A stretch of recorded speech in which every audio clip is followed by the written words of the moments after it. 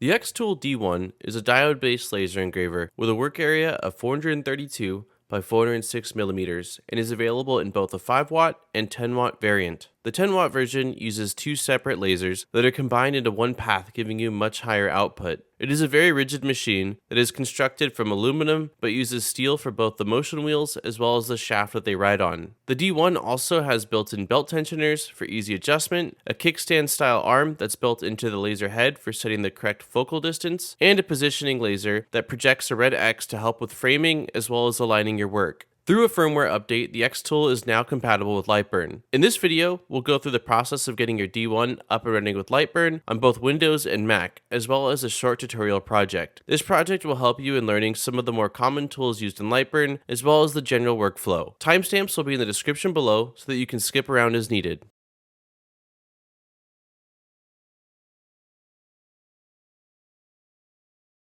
Before we do anything else, we need to install the CH340 driver. We have a link to this in our official documentation, but I'll also place a link in the description of this video, so that way you can make sure you get to this page and download the correct thing. For Windows, there's only going to be one option under the Windows header, so we'll need to click on the Download Windows CH340 driver, which will download the driver in a zip file. We'll want to click on the link and then save that zip file. Once downloaded, you'll need to go to the download location, right-click on the zip file, and choose Extract All. Then just click the Extract button on this dialog window. Once you've done that, you'll get a pop-up folder that has the executable file for the driver, and we'll need to open that so we can get this driver installed. The driver install window is very simple. There's not much to do other than to click on the install button, and it's a very quick install and shouldn't take more than a second or two before you get the pop-up saying that the drive is successfully installed, or in my case, successfully pre-installed in advance. And the CH340 driver has been installed, so we can move on to the next step. Now that we've got the driver installed, we can head over to the D1 and plug in the power cable, as well as the included USB cable. One end needs to go into the D1 and the other end into your computer, and then we can power on the machine. You'll see a little status LED as well as the laser positioning will light up on the laser head. The D1 became compatible with LightBurn through a firmware update, and so we will need to update the firmware on the D1. We'll do this by downloading the LaserBox Basic, which is make block or the xTool software. I'll have a link in the description as well over to this, so that way you can download and get this installed. There's a version for both Windows. It does require Windows 7 and above, as well as Mac, and we will be downloading the Windows version by clicking on the link, which will then download the executable file. Once the file has finished downloading, click on it and it will open up the installer window, which will guide you through the installation process. It's pretty straightforward, and you'll just need to click Next, followed by Install, and the program will begin to install. Once complete, click the Finish button to open LaserBox Basic.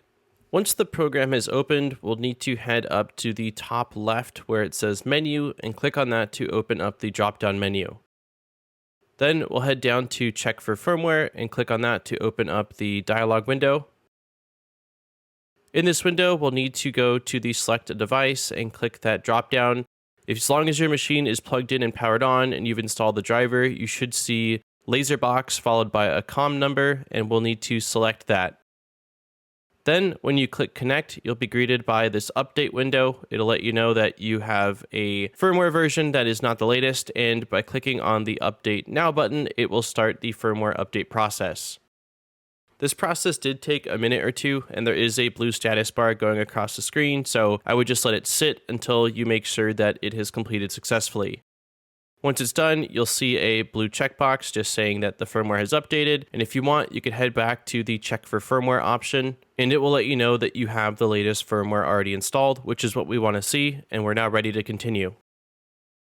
The last thing we want to do before installing LightBurn is grab the configuration file that xTool has created for their D1. It's in their user manual for getting the D1 to work with LightBurn below the firmware update process that we just covered, and I'll have a link in the description of this video over to that, so that way you can download this file. It's just a .lbdev file, and we'll need to save that. We'll be accessing it in just a moment.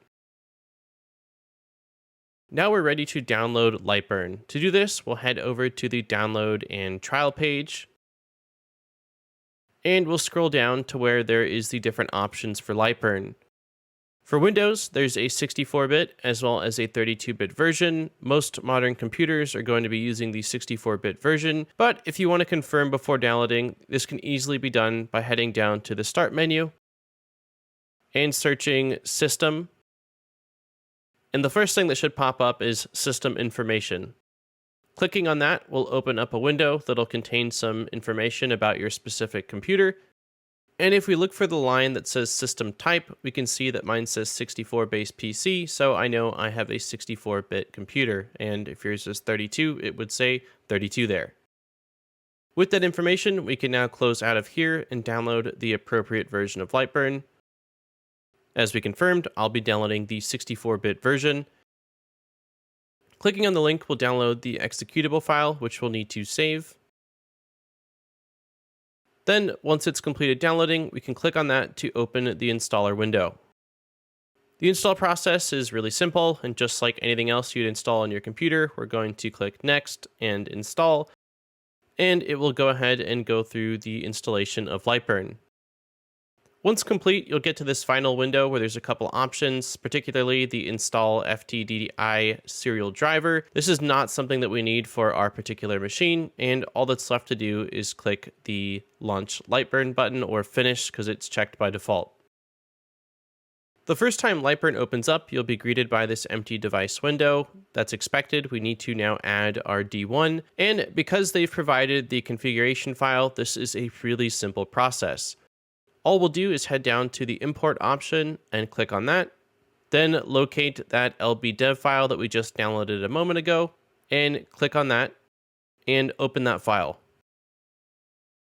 Now, as we can see, we've got the xTool D1 in our device list, and if we click on it once, we can actually see in the bottom the different things that it says about the machine based off that file, that it's connected via serial USB, it's got the work area, the origin that's at the rear left, and the auto home is disabled, which is what we want because this machine doesn't come with limit switches. If in the laser window it says disconnected, we'll need to head down to next to devices where it says choose. And clicking on that will open up the drop-down menu where I can see COM4, which is for my laser. And as soon as I click on that, the status changes to ready. Looking up in the console window, we can actually see that it says xTool D1 and it has the firmware version listed. If at some point you open up LightBurn and your D1 is powered on and plugged in, but it says disconnected, it's a good idea to head down back to where we just selected the COM port and check to see if there are multiple options or if perhaps your computer has assigned a different COM port to the D1, and you can just cycle through those options until you find the one that is correct for your machine.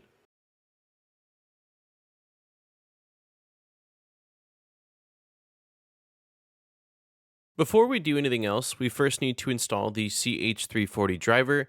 We have a link to this in our official documentation, but I'll also place a direct link in the description of this video over to the download page to make sure you download the correct thing. For Mac, you'll need to scroll down and there are a couple of different options. I recommend going with the latest, which is the version 1.5 macOS driver package direct download. Clicking on the link, we'll first need to save the package and then run the installer. Once the installer opens, you'll just need to follow along like you'd install anything on your Mac. Click continue and then install. When it does come time to install, it very likely will ask you to enter in your user password for your Mac, which you'll need to do, and then it will finish up the installation process. When the install is finished, it will ask you to reboot your Mac, which you'll want to do before continuing on. With the driver installed, we can now plug in the power cable as well as the included USB. One end needs to go into the D1 and the other end into your Mac. Then we can flip the power on. You should see the status LED as well as the laser alignment light up when the machine is turned on. The D1 became compatible with LightBurn through a firmware update, so we need to start off by heading over to xTool's website and in the top menu under Explore, clicking on Software. In the top of this page, you'll see D1 Download xTool D1 software, and we'll need to click on that.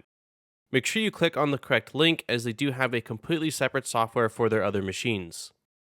We are downloading LaserBox Basic version 1.2.0. They have a version for Windows and one for Mac, so we will click on the Mac version to download the package file. Once it is completed downloading, click on the file and it will open up the installer that will guide you through the rest of the process. Click Continue and then Install. The program will ask you for your Mac's username or your password, so enter that in and the installation will continue. On my Mac, this took about a minute in total. Once the installation has completed and you click Close, it will ask if you want to move the installer to your trash, which is fine to do. With the program installed, we can head down to our Launchpad and open LaserBox Basic. The first thing I recommend doing is heading up to the menu, which is going to be in the top left, and clicking on that to open up the drop menu. Next, we'll head to check for updates. At the time of recording this, 1.2 is the latest for their software, but it's not a bad idea to make sure that you are on the latest to make sure you get the latest firmware. As we can see on the top, it says latest version is already installed. Under that same menu, we'll head down to check for firmware. Clicking on that will open up the firmware update dialog window. It'll tell you to make sure your device is connected via USB cable, and we also want it to be powered on. In the selected device dropdown, you should see your device listed as LaserBox, and we will click on that to select our device. Next, click on the Connect button, and this window will tell us whether we need a firmware update. It says that the current firmware version is too low, and it's recommended to upgrade the firmware, which is exactly what I expected to see. At this point, all we need to do is click on the Update Now button, and the update process will begin. This will take about a minute or two, and there is a progress bar, so just let the machine do its thing, and when it's completed, you will see a check mark letting you know that the update has gone successfully. Once completed, the final step that I recommend is to head back to that same menu, go back to the Check for Firmware option, and go through the process one more time. You will need to select your device again and click Connect. And if everything went successfully, what we're hoping to see is that the latest firmware is already installed. Once you see this, you can close out of LaserBox Basic, and we are ready to continue. Before we install LightBurn, we'll want to download the configuration file provided by xTool. I'll have a link in the description over to this article, which is their article on getting the D1 set up and running with LightBurn. And if you scroll down below the firmware update information, you'll find a link for a .lbdev file. You'll want to click on that and then save it somewhere on your computer, so that way we can access it in just a moment. Next, we're ready to install LightBurn. We'll start off by heading over to the download and trial page on the LightBurn website and scroll down until we see the macOS version of LightBurn. Clicking on that will allow us to save the package file that we'll need to install LightBurn on our Mac. In the pop-up window, we'll just want to click Save. Once downloaded, when you click on it, it will open up a Finder window with the LightBurn icon in your Applications folder. You'll need to drag the LightBurn icon into the Applications folder to install it on your Mac. The first time you try to open up LightBurn, you'll get a pop-up notification saying that it cannot be opened, which is expected. We'll need to click on the Show in Finder option. Doing this will open up another Finder window with all of our applications, and we'll scroll down until we see LightBurn. Right-click on LightBurn and select Open. When you do this, you'll get a similar notification, but this time we'll have the option to open, which is exactly what we're going to do. This will only have to be done the first time that you install LightBurn or if you install an update. After that, you can open up LightBurn like you would any other program from your dock or from Launchpad. The first time LightBurn opens, you'll be greeted by this empty device window, which is to be expected. We'll need to add our D1 machine, and thanks to that file we downloaded, it is a very, very simple process. We'll start off by heading down to the Import button, and then we'll need to browse for that xTool D1 lbdev file. Then select it and click Open. As soon as it opens, you'll see in the device list the xTool D1, and if you select it and look down at the bottom, you can see some information about it, like that it is set up for a serial USB connection, it's got a work area of 432 by 408 millimeters, and the origin is at the rear left. Once you've confirmed that it's imported, we can select OK to close the device window. Now, if we look at the laser window in the bottom right, we can see that it says Ready. However, if we look in the top where the console window is, we can see it's actually saying that it's waiting for connection. So what we'll need to do is head down to that laser window, and next to devices, there is a drop down, and we're looking for the USB serial. You may have multiple options that you need to try, but I've only got the USB serial 110, so I will select that. Once I've clicked that, it will take a moment, and if we look up in the console, now we can see that it has connected and it detects the xTool, and it even has the firmware version on it. LightBurn will try to reconnect to your machine as long as it's powered on and plugged in when you open up LightBurn. If for some reason you see disconnected and not ready in the laser window in the future, there's a chance that it is now plugged into a different USB port, or the computer has assigned it a different COM port. In that instance, we'll just also need to go back down to the drop down next to devices and see if there is another USB serial option that we can select, or cycle through the existing options until you find the one that is your xTool D1.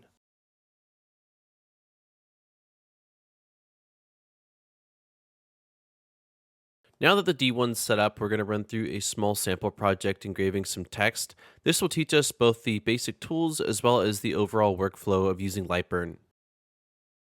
In LightBurn, there's a few different methods for how to position the laser head and sort of how to tell LightBurn how you'd like to run a job. Those three methods are absolute coordinates, current position, as well as the user origin.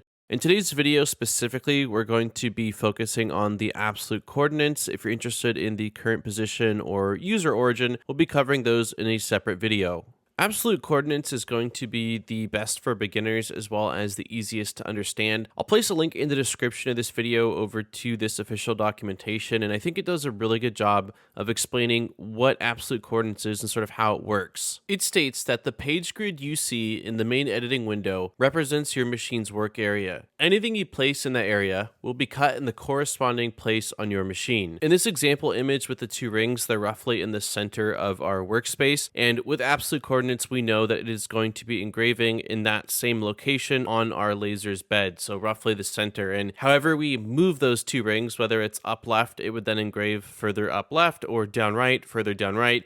The laser is going to engrave these rings in relation to where we have them placed in our workspace. In the same example, if we look on the bottom left, we'll see both a red and a green square. The green square represents the job origin, and the red square represents the machine origin. Both of these will always be in the same corner when you're using the absolute coordinates, and what that means is we want to have the laser head physically in the same location as where the job origin is. And in the case of the xTool D1, this is set to the top left, and we'll want to make sure the head of the laser is in the top left corner of our machine before we run a job. On a machine with limit switches, it would automatically home itself to the appropriate corner. On the xTool D1, it does not have limit switches, so we will need to manually do this. This is a very simple process and just requires you to physically move the head of the laser using your hands to the appropriate corner before powering on the machine. Don't worry about doing this right this second, we'll be covering it in just a moment. Next, we'll head over to the D1 and power off the machine. Before grabbing the piece of material we'll be using for this tutorial, I'm using a thin piece of balsa wood, but for the sake of following along with this tutorial, any material is going to be fine. We'll need to place the material somewhere in our workspace towards the center, and then drag the head of the laser over that piece of material. Next, drop down the kickstand to help us set the correct height of the laser for our material, and loosen the thumb screw on the left side. Doing so will allow the laser to freely move up and down, and we'll just want to drop it all the way down onto the top of our material. Once in place, use one hand to hold the laser head still, and the other hand to tighten that thumb screw again, before folding the laser focus tool away. As we mentioned a moment ago, we're using absolute coordinates, and so at this point, we'll take the head of the laser and move it all the way to the back left of the machine, butting up against the frame. Once in place, you can power on the machine, and we're ready to head over to LightBurn to start our design. If not already, the first thing we'll do in LightBurn is set it to absolute coordinates. We'll do this by looking in the laser window on the bottom right. There's a Starts From section with a drop-down menu. Clicking on there, you can see the three different modes. All we'll need to do is select absolute, and as we can see now, the green and red box are in the top left corner, which is exactly what we want. For our design, we'll start off by using the text tool, which will be in the left toolbar. It is the icon of the letter A. And clicking on that will activate the text tool. Then click somewhere in the center area of your workspace, which will show the text cursor, and type in your name or whatever word it is you want to engrave. I'm going to use LightBurn. Once we're done typing our word, we want to get back to the selection tool. To do that, we can either head to the top left of the toolbar and click on the mouse cursor, which is for the selection tool, or we can hit escape on our keyboard once to get out of the current word that we're typing, and escape one more time to get back to the selection tool. Now that we've got something in our workspace, if we head to the Cuts and Layers window, we can see some information regarding our design. It's saying here that everything in our workspace that is in the color black is currently set to fill mode with a speed of 3,500 millimeters per minute and a power of 55%. We're going to start off by changing the mode from fill to line if it's not already line. To do that, we will just click on the drop down where fill is and choose line. In that same window, if we look down towards the bottom there, we can see that there are text boxes where we can change things like the speed, the max power, the minimum power, as well as the pass count. We are not going to touch those for now, but that is where you can edit those values. Next, we'll head up to the preview window. That's going to be in the top toolbar, and the icon is the one that looks like a computer monitor. Clicking on that will open up the preview dialog window. And this is where you can see what your current design output with your settings will look like. And everything in black would be where the laser is going to engrave, and all of the red lines are the travel movements. In the bottom of the window, there is a play button where you can actually watch a simulation of the path that the laser would take to do the engraving. And you can also adjust things in this window like playback speed. If it's a long design and it's going to take a really long time, you probably don't want to watch it back in real time. And you can also grab the progress bar to scrub back and forth. This is a really good place to get in the habit of checking to make sure that everything in your design and the settings you've chosen are going to output in the correct way or the way that you think they're going to be output.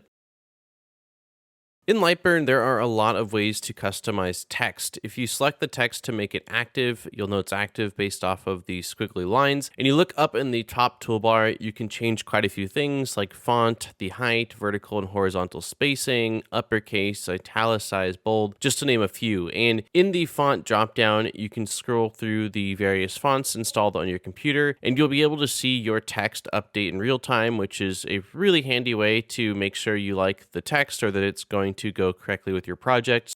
We'll go through here and choose a font that we want for our engraving. When you find one that you like, just select it and it will apply it to your text.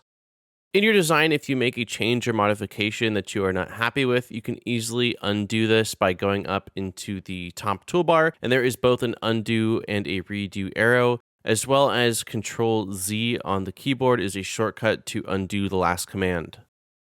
Next, we'll go back over to the Cuts and Layers window, and we're going to change the mode for our text from line to fill. Once again, we do that by just clicking the drop-down under Mode and selecting the one that we want, which in this case is Fill. Once we've applied fill, we'll head back to the top toolbar and open up the preview window so that way we can see what changes we have made. In line mode, the output showed that it was only going to be outlining our text, and with fill mode, it does just that. It fills in our text. If we hit the play button on the bottom corner again, we can now see that the laser head will be traveling back and forth in sort of a scanning or zigzag pattern, filling in the entire face of our text. Next, we're going to create an outline of our text using the Offset tool. We'll need to make sure our text is selected, and we'll head over to the left toolbar and click on the bold O icon in the center of that toolbar to open up the Offset dialog window. In this window, there's quite a bit of things we can control or customize. We can change the direction from outward, inward, or both of our offset. We also can play around with the different corner styles from round to bevel or corner, and of course we can adjust the offset distance. When adjusting the offset distance, you have a couple of different ways of doing this. You can type in the specific number that you'd like in the text box. You can also use the arrows on the right-hand side of that text box. And if you have your mouse cursor over the text box, you can actually use the scroll wheel on your mouse to quickly scrub through the different sizes until you find the one that you like. There's not really a right or wrong here, and you can choose whichever you think looks best. I'm going to be going with a round corner style on the outside direction with an offset distance of 5 millimeters. Once you're happy with your settings, click OK to apply and close the window. Now we want to select just the outline. If the inner text is selected, you can just click away or hit escape on your keyboard to unselect that inner text, and that'll allow us to click on the outline.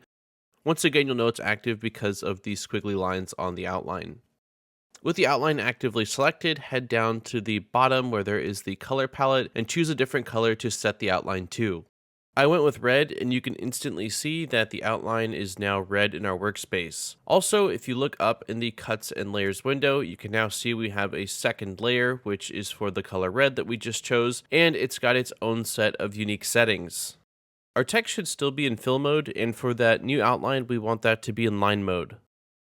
In the Cuts and Layers window, we are going to be setting the speed and power by selecting the layer that we want to edit the values on, and then there are text boxes in the bottom right. The settings here are going to depend heavily on whether you have the 5-watt or 10-watt version of the D1, also what material you're engraving, as well as just a bit of personal preference. For the fill layer, I'm going with 3500 millimeters per minute and 45% power. And for the outline, I want it a bit darker, so I'm slowing it down to 1500 millimeters per minute with 60% power. But there's not exactly a right or wrong here, and you can always come back and adjust settings if you need to increase the power or decrease the power, as well as adjust the speeds. With the speed and power set, we'll head back up to the preview window and take a look at our output. What we'll see is that the face of the text is going to be filled, so the laser will be traveling back and forth, and once completed, it will run the outline pass, which is just a single pass going around the outside of our text. Now you can close out of the preview window, and we're going to start with framing our job. In the laser window, if we click the square framing button, the head of the laser will travel to the area it's going to be running the engraving, and it will run an outline on the outermost portion of our engraving. So in this section, we'll be pressing the square framing button a few times, and each time we'll be moving our piece of material to make sure that it's completely under the laser head, and also that we've got it as aligned as possible. With the D1, because it has that positioning laser built into it, it makes it very, very simple. In my case, I did shrink down the text a bit because it was a little bit too large, and it went with a different piece of wood because the really thin piece of balsa wood that I had was uneven and was causing issues with the head of the laser actually bumping into it. As you can see here on my final pass, it's pretty well centered, and it's definitely on top of that piece of wood, so I'm happy with the positioning of where this engraving is going to be.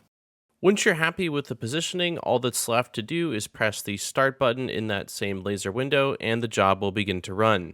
You'll want to make sure that you've got your laser safety glasses on, and that you're always close by the laser whenever you're running a job to make sure that if something happens, you can quickly and easily stop it.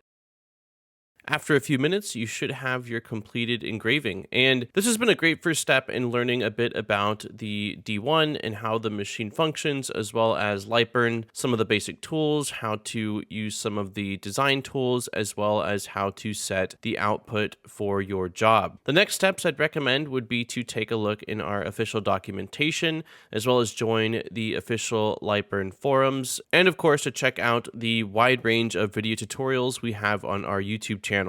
Links will be in the description of this video to all of the mentioned resources. If you're a machine manufacturer and would like us to make a video like this about your machine, please contact us at business@lightburnsoftware.com.